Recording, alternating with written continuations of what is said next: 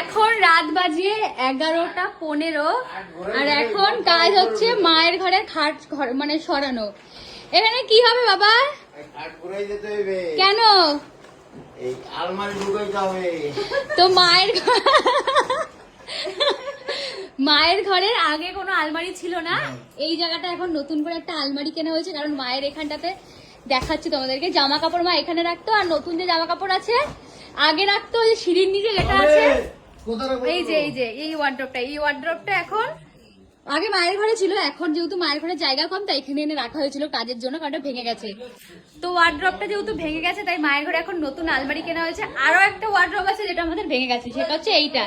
এত ওয়ার্ড্রপ কিন্তু ভেঙেই গেছে সব দুখানাই, তাই মায়ের ঘরে একটা নতুন ওয়ার্ড্রপ কেনা হয়েছে, যেটা হচ্ছে আমার আর পিয়স্মিতার ঘরের মতোই। এই যে এরকম যে ওয়ার্ড্রপ আছে, সেম ওয়ার্ড্রপ, সেম বলতে মানে এই ওয়ার্ড্রপই ডিজাইন আলাদা, কিন্তু সেটা 4 থাকে, এতটা লম্বা হবে।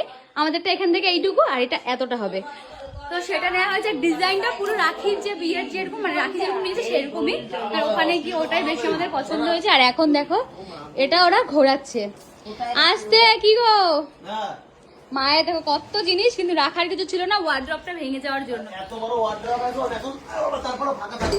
আরে ফাঁকা কিছু থাকে না এই বাড়িতে, সবই ভরে যায়, সবই ভরে যায়, ফাঁকা বলে কিছুই থাকে না।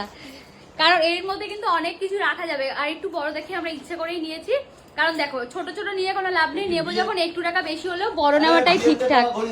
হ্যাঁ, তো চলো এখন এগুলো সমস্তটা গোছানো হবে।